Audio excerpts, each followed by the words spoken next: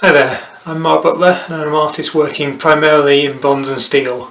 I'm here in the room I would normally open up for North Yorkshire Open Studios, as showing the processes I use to carry out quite a lot of my work would be a health and safety nightmare, but in video format I can do some of that. So I'll give you a brief look at some of my work and then I'll give you a glimpse of what happens behind the scenes.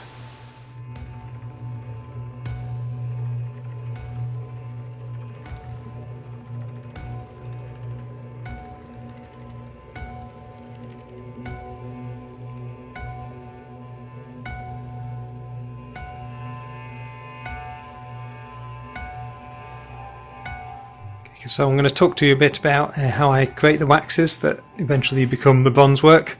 I've got a slow cooker here full of wax, and I use that to paint and pour into silicone rubber moulds. So this is flexible silicone rubber mould here, very flexible, picks up a lot of detail, and it's got a plaster backing to give it the firmness, so it gives it solidity. And from that I produce a wax like this.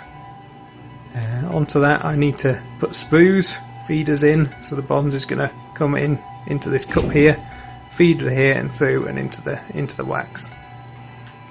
Now you see with this one, if you hold it up against the light, this is a very thin wax. This is far thinner than you would usually do. I actually sort of go against a lot of what a proper foundry would do to create my waxes.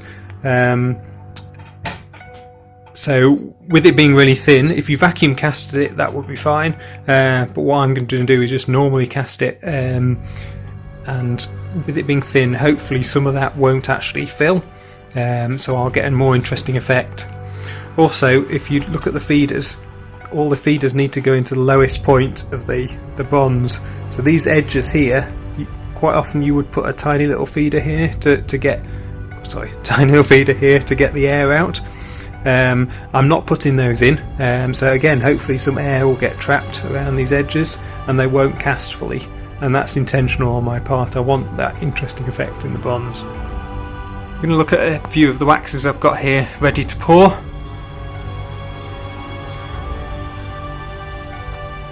So on the end here, I'm doing a piece based on a moth wing. You'll see if I hold it against the window, it's actually quite a thin wax, so I'm hoping that won't fully fill and give some interesting effects because of that. Similarly, this one is based on a map.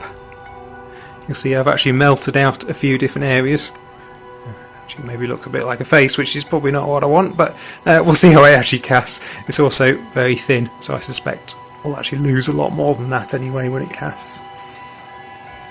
Another one based on the same mould, but this time I've inserted steel rectangles in there, looking to represent moorland burning. And then this one, kind of spiky hollow feature. It's a bit difficult to explain what this is going to be, but hopefully I'll have it on my Facebook and or Instagram page soon. You'll see this one I actually want to fully cast, so all those waxes that point upwards would normally trap air if I didn't sprue them up like this, so all these thin sprues allow the air to escape from the mould.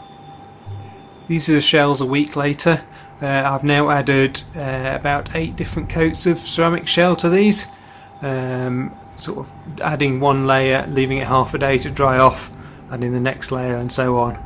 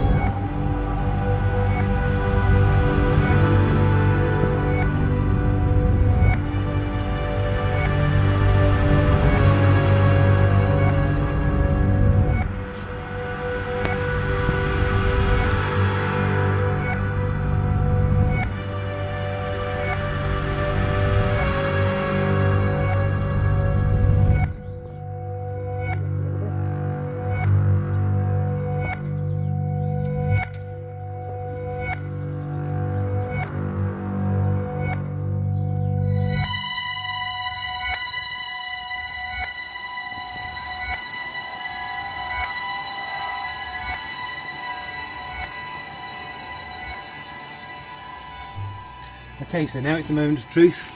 I've done my best to make this fail, but we shall see what happens. Yes, perfect, that's what I'm aiming at. So it hasn't fully filled all the mould, but that gives a really interesting pattern. Great, a successful failure. Okay, so this is some pieces of wood that hopefully haven't burnt out fully. Yeah, so you can see the charcoal there is where the wood's still remaining, so that will scrape out. Excellent.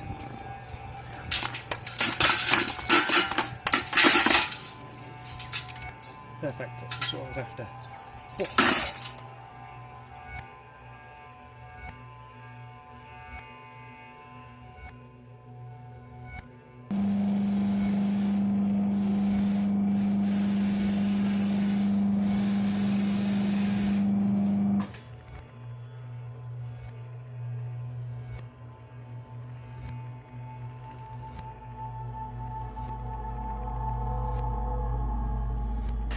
Thank you for joining me on this virtual tour. Please take a look at my website and follow me on Instagram or Facebook, and I hope to meet you in person at next year's Open Studios event. Goodbye for now.